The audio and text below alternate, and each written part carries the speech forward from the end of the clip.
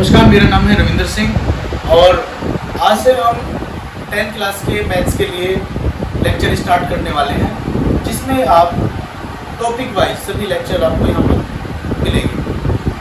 आज का हमारा जो टॉपिक रहेगा वो ट्रिग्नोमेट्री को लेकर के रहेगा, क्योंकि कहीं ना कहीं बच्चों की जो समस्या जो देखने को मिलती है, खासकर 10वीं क्लास के बच्चों की मैथ्स में, वो ट्रिग्नोमेट्री यानी कि त्रिकोणमिति में देखने को मिलती है। तो उसी चीज़ को मैंने सॉल्व करने के लिए आप लोगों के सामने बहुत ही आसान तरीके से जो ट्रिक्स हैं वो लेकर के आया हूँ। कहीं ना कहीं बोर्ड एग्जाम में आपके लिए बहुत ज़्यादा महत्वपूर्ण रहेगी। तो मेरे जो लेक्चर है वो डेली आपको इसी चैनल पर यानी कॉमरेड कोचिंग क्लासेस चैनल पर देखने को मिलेंगे। लगातार हमसे जुड़े रहिए और यकीन मानिए वो दिन दूर नहीं होगा जब आपके बहुत अच्छे कंडीशन आएंगे 10th क्लास में। तो देख लेते हैं आज का हमारा क्वेश्चन, यानी कि ट्रिग्नोमेट्री की जो फर्स्ट एक्सरसाइज है उसका ये पहला क्वेश्चन है। क्वेश्चन दिया हुआ है ट्राइंगल एबीसी, एंगल भी समकोण है, समकोण मतलब राइट एंगल है। तो AB की वैल्यू दे रखी है इसमें 24 centimetre and the BC value is 7 centimetre. आपको निकालना है यहाँ से साइन A और cos A की वैल्यू। तो पहले इसको देख लेते हैं क्वेश्चन में कैसे करना है। तो एक ट्राइंगल बनाते हैं। ध्यान रहे ट्रिग्नोमेट्री की यदि हम बात करेंगे तो ट्रिग्नोमेट्री में हमेशा राइट एंगल की बात होती है, यानी कि समकोण त्रिभुज की बात होती है। इसमें एक एंगल 90 डिग्री का होता है। कितने डिग्री का होता है? 90 डिग्री का होता है। अगर ये A लिखा है, ये हो गया B और ये हो गया C। अब यहाँ पर एक चीज ध्यान देने वाली बात ये है, अगर ये लिखा हुआ है साइन A, यानी कि यहाँ पर अगर A एंगल लिखा हुआ है, यानी त्रिभुज की जो स्टार्टिंग है, जो पहली वैल्यू होगी आपको वो ये माननी पड़ेगी। इसके अकॉर्डिंग अगर यहाँ पर B लिखा होता तो आप इसको B मानते, यहाँ पर अगर C लिखा होता तो इस वाले एंगल का नाम क्या हो जाता बच्चों? इस एंगल का नाम हो जाता आपका C। बात समझ में आ रही है? तो आइए देखते हैं प्रश्न को सॉल्व करके। क्वेश्चन में दिया हुआ है वैल्यू ऑफ AB दे रखी है आपको 24 सेंटीमीटर, कितनी दे रखी है? 24 सेंटीमीटर दे रखी है। And the value of BC दे रखी है आपको 7 सेंटीमीटर, कितनी दे रखी है? 7 सेंटीमीटर। अब ट्रिग्नोमेट्री का थोड़ा बेसिक जानते हैं। देखो अगर मैं बात करूं इस क्वेश्चन की, तो इस क्वेश्चन को थोड़ा सा ये जानेंगे कि जैसे मान लिया A हो गया, ये B हो गया और ये C और ये 90 डिग्री का एंगल है। तो इसमें एक चीज समझेंगे कि इस वाली साइड को हम लोग जानते हैं हाइपोटेनियस के नाम से, यानी कि कर्ण के नाम से। हिंदी में इसको कर्ण बोलते हैं और इंग्लिश में बोलते हैं इसको हाइपोटेनियस। क्या बोलते हैं? हाइपोटेनियस। और ये वाली जो साइड होती है इसको हम बोलते हैं परपेंडिकुलर। क्या बोलते हैं? परपेंडिकुलर। परपेंडिकुलर यानी कि हिंदी में इसको बोलते हैं लंब, लंब से रिप्रेजेंट करते हैं। और ये जो AB है इसको बोलते हैं हम क्या? बेस। क्या बोलते हैं इंग्लिश में? बेस बोलते हैं और हिंदी में इसको बोलते हैं आधार, यानी कि इसको A से रिप्रेजेंट करते हैं। इससे रिप्रेजेंट करते हैं, A से रिप्रेजेंट करते हैं। अब आइए देखते हैं क्वेश्चन को सोल्व करने का जो मेथड है। देखो इसमें अगर मैं क्वेश्चन की बात करूँ, अगर मैं इस क्वेश्चन पे फिर से आ गया, क्वेश्चन की यदि हम बात करूँ तो इसमें आपको दो चीज वैल्यू दे रखी है। एक तो वैल्यू ऑफ बेस दे रखी है, यानी आधार का मान दे रखा है, और दूसरा आपको दे रखा है परपेंडिकुलर, यानी कि आपको B की वैल्यू यहाँ पर लिख देंगे सॉल्यूशन। आपको B की वैल्यू दे रखी है यहाँ पर 24 सेंटीमीटर, यानी कि आधार की वैल्यू। दोनों को साथ लेकर के चलेंगे, चाहे आप CBSE बोर्ड से हो, चाहे आप QP बोर्ड से हो, दोनों के लिए महत्वपूर्ण है। ठीक है बच्चों। और अगर हम इसकी बात करेंगे BC यानी कि कितना दे रखा है? BC मतलब परपेंडिकुलर। परपेंडिकुलर की वैल्यू दे रखी है आपको 7 सेंटीमीटर, यानी कि क्या? लंब की वैल्यू। और कहीं ना कहीं बच्चों आपको यहाँ से निकालना है कर्ण, कर्ण यानी कि हाइपोटेन्यूज। फॉर्मूला होता है h स्क्वायर बराबर परपेंडिकुलर स्क्वायर प्लस बेस का स्क्वायर, परपेंडिकुलर का स्क्वायर प्लस बेस का स्क्वायर। यदि हम h की वैल्यू निकालते हैं तो h की वैल्यू हो जाती है परपेंडिकुलर का स्क्वायर प्लस बेस का स्क्वायर। ठीक है बच्चों। तो h बराबर हो जाएगा आपका परपेंडिकुलर की वैल्यू यानी कि 7, कितनी? 7 प्लस 7 का स्क्वायर प्लस बेस मतलब 24 का स्क्वायर। ठीक है बच्चों। अब 7 का स्क्वायर होता है आपका 49। कितना होता है? 49 होता है। एंड द वैल्यू ऑफ 24 का स्क्वायर होता है आपका 576। कितना होता है? 576। जैसे इसको आप ऐड करते हो तो h की वैल्यू हो जाती है √625 and the square root of 625 is 25। कितना होता है? 25 होता है, यानी h की वैल्यू कितनी आ गई बच्चों? 25 सेंटीमीटर आ गई। कितनी आ गई? 25 सेंटीमीटर। अगर h की वैल्यू 25 सेंटीमीटर है, अब क्वेश्चन की डिमांड क्या है? एक तो निकालना है आपको साइन A। क्या निकालना है? Sine A। तो साइन A यदि हम बात करें, जो निकालने के लिए बोला है साइन ए बराबर क्या होता है, लंब बटे कर्ण यानी कि परपेंडिकुलर अपॉन हाइपोटेनियस, हाइपोटेनियस की वैल्यू यानी कितनी निकाली है आपने, 25 सेंटीमीटर। कितनी निकाली है, 25 सेंटीमीटर निकाली है। तो रखते हैं इसे वैल्यू में, यानी क्वेश्चन में पुट अप करते हैं परपेंडिकुलर यानी कि कितना 7 and the hypotenuse value is 25।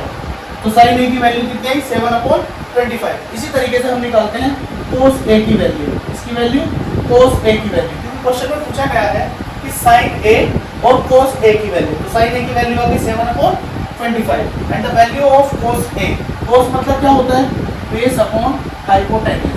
क्या होता है, बेस अपॉन हाइपोटेनियस यानी कि आधार बटे कर्ण होता है, आधार बटे कर्ण होता है। वैल्यू ऑफ बेस कितना हो गया, 24 centimetre and the value of hypotenuse कितना हो जाएगा आपका, 25 सेंटीमीटर। तो ये इसका राइट आंसर हो जाएगा। आप इसका स्क्रीनशॉट ले सकते हो। क्वेश्चन बहुत आसान था, बेहतरीन क्वेश्चन था। इस टाइप के क्वेश्चन आपको देखने को मिल सकते हैं। आइए अगले क्वेश्चन पे चलते हैं। आइए देख लेते हैं अगला प्रश्न। जिस तरीके से आपने पिछले वाला प्रश्न किया उसी तरीके से ये भी प्रश्न बहुत महत्वपूर्ण प्रश्न है। क्वेश्चन दिया हुआ है यानी कि सेकंड क्वेश्चन, ट्रिग्नोमेट्री का फर्स्ट एक्सरसाइज का सेकंड क्वेश्चन। क्वेश्चन दिया हुआ है tan p minus cot r, इसकी आपको वैल्यू फाइंड आउट करनी है। ये आपको डायग्राम दिया हुआ है, इस डायग्राम में आपको वैल्यू दे रखी है। एक तो परपेंडिकुलर की वैल्यू दे रखी है, परपेंडिकुलर की वैल्यू जो है वो दे रखी है आपको 12 centimetre and the value of hypotenuse is 13 centimetre. So you have to find the value of base, यानी कि आपको आधार का मान ज्ञात करना है। आपको दिया हुआ है यहाँ पर क्या क्या, एक तो आपको दे रखा हाइपोटेनियस, हाइपोटेनियस की वैल्यू दे रखी है आपको 13 centimetre and the value of perpendicular is 12 centimetre. Then you have to find the value of base, यानी कि आधार का मान आपको ज्ञात करना है। अगर आधार का मान ज्ञात करना है यानी कि बेस का मान ज्ञात करना है तो आपको पाइथागोरस थ्योरम का इस्तेमाल करना होगा। और पाइथागोरस थ्योरम क्या कहती है हमें कि जो राइट एंगल जो होता है यानी समकोण त्रिभुज जो होता है, इसकी जो सबसे बड़ी भुजा का जो वर्ग होता है वो शेष दो भुजाओं यानी कि बाकी दोनों भुजाओं के स्क्वायर सम के बराबर होता है। यही चीज होती है।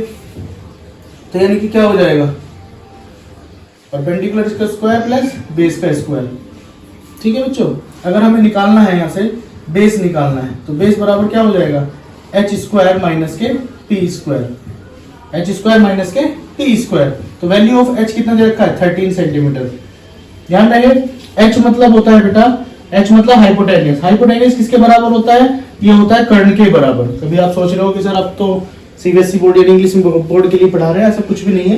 बस आपको थोड़ी सी बात याद रखनी होगी, हाइपोटेनियस मतलब कर्ण होता है एंड परपेंडिकुलर का मतलब होता है आपका लंब। परपेंडिकुलर का मतलब क्या होता है, लंब होता है। और आपका बेस का मतलब होता है आधार। ये चीज छोटी सी बात याद रखेंगे, फिर दोबारा समझेंगे। हाइपोटेनियस का मतलब होता है कर्ण और परपेंडिकुलर का मतलब होता है लंब और बेस का मतलब होता है आधार। बस ये छोटी सी बात समझनी है आपको, जिससे कि आपको कंफ्यूजन ना हो किसी भी तरीके से। तो बेस मतलब आधार, आधार का मान हमें ज्ञात करना है क्वेश्चन के अकॉर्डिंग।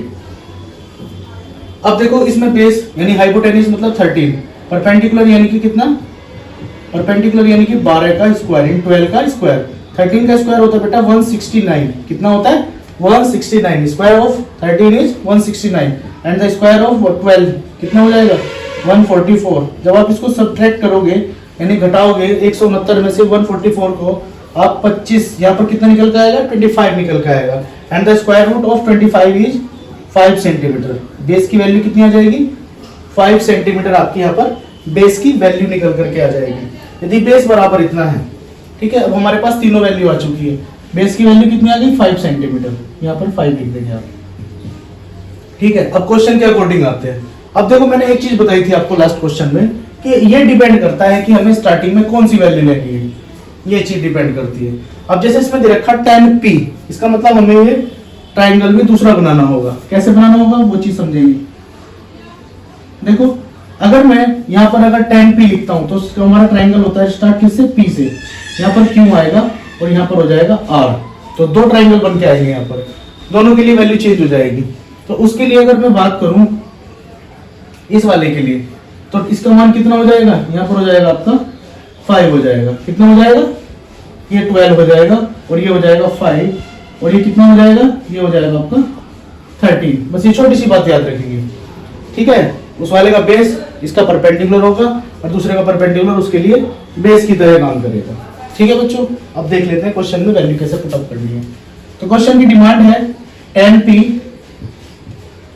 माइनस कोट r, ये आपको ज्ञात करना है ऐसे, tan p माइनस के कोट r। तो tan बराबर क्या होता है, परपेंडिकुलर अपॉन बेस। क्या होता है tan बराबर, यहाँ पर लिख देते हैं tan p बराबर क्या होगा, परपेंडिकुलर अपॉन बेस, यानी कि लंब बटे आधार। लंब की वैल्यू कितनी है, p वाला है इसके आधार पर 5/12 कितनी है बच्चों, 5/12, क्योंकि ये परपेंडिकुलर है और बेस ये है, तो 5/12। अब आ जाते हैं कोट r, यानी कि r देखो इसमें आ गया, शुरुआत ट्रायंगल की इससे हो रही है, इसके लिए ये वाली वैल्यू देखेंगे। तो क्या होता है, अगर कोट r की यदि हम बात करेंगे तो इसमें क्या हो जाएगा, ये कोट चेंज हो जाता है। कोट के लिए हम क्या करेंगे, ये होता है तुम्हारा कितना, आधार बटे लंब, यानी कि base upon perpendicular, base upon perpendicular.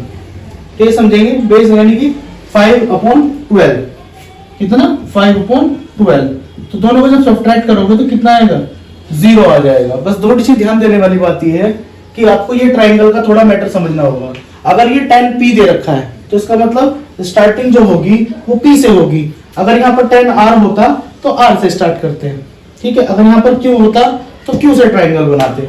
बस थोड़ा सा कंफ्यूजन यही लेकर के आता है, और ज्यादातर बच्चों का यही डाउट होता है कि सर पहले हम क्या रखें, ट्रिग्नोमेट्री यानी कि जो भी हम ट्राइंगल बनाए तो स्टार्टिंग की वैल्यू उसमें मान हम क्या रखें, p रखें शुरुआत में, q रखें या फिर r रखें। बस आपको यही समझना होगा, ठीक है बच्चों। मुझे लगता है या ऐसा मेरा मानना है कि आपको शायद ये समझ में आ गया होगा। आइए चलते हैं नेक्स्ट प्रश्न। आइए देख लेते हैं हमारा अगला प्रश्न। प्रश्न दिया हुआ है sin a बराबर दिया हुआ है आपको 3/4। यहां से आपको निकालना है cos a और tan a की वैल्यू। देखो सबसे पहले हमारा काम क्या है, ट्राइंगल बनाना। ट्राइंगल कौन सा, राइट एंगल।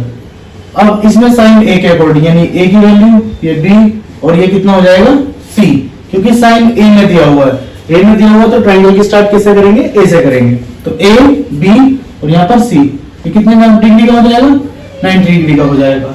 sin a का मतलब क्या होता है, sin a का मतलब होता है परपेंडिकुलर अपॉन हाइपोटेन्यूस, यानी कि लंब बटे कर्ण, यानी कितना 3/4। इसके हिसाब से देखा जाए तो परपेंडिकुलर की वैल्यू कितनी दे रखी है, 3, यानी कि ये वाला मान कितना दे रखा है, 3 दे रखा है। और हाइपोटेन्यूस की वैल्यू कितनी दे रखी है आपको, 4।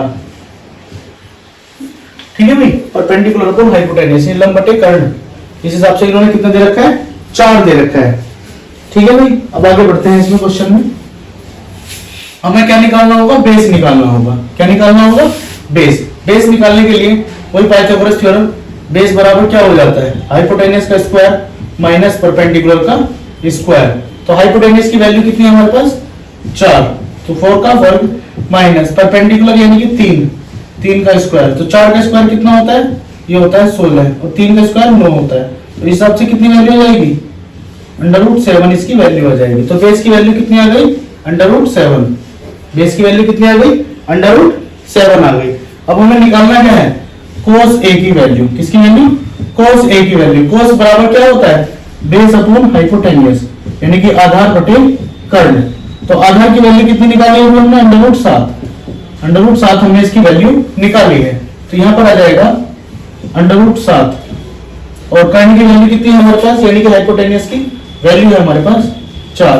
तो cos a की वैल्यू कितनी आई, √7/4। इसी तरीके से हम tan a की वैल्यू निकाल लेते हैं।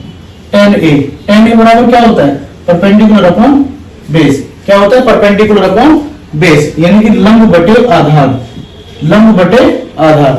अब ट्राइंगल के हिसाब से लंब की वैल्यू कितनी है हमारी, 3 है, और आधार की कितनी ज्ञात करा हमने, 7, √7। तो tan a की वैल्यू कितनी आ गई, 3/√7। तो इसी तरीके के जो हमारे प्रश्न है आने वाली वीडियो में हम और देखेंगे। और मेरा मानना ये है, या मेरा उद्देश्य ये है कि हमारी जो वीडियोस होंगी वो कहीं ना कहीं उन बच्चों के लिए होगी जो चाहते हैं कि आने वाले एग्जाम में एक अच्छा स्कोर कर सके, एक अच्छे मार्क्स प्राप्त कर सके। तो उसी के लिए हमने वीडियो का स्टार्ट करा है। ठीक है, तो इसमें क्या होगा, एनसीईआरटी की जो हमारी बुक है उसकी जो एक्सरसाइज है, उस एक्सरसाइज के अकॉर्डिंग हम क्वेश्चंस को सोल्व करेंगे, और कहीं ना कहीं उन क्वेश्चनों पे बहुत अच्छे तरीके से ध्यान भी दिया जाएगा जो एग्जाम में बार बार पूछे जाते हैं। तो आप लगातार जुड़े रहिए। अगर आप अच्छे मार्क्स चाहते हैं तो क्वेश्चन जो भी अपलोड होते हैं उसको देखें, समझें। ठीक है, धन्यवाद, थैंक यू।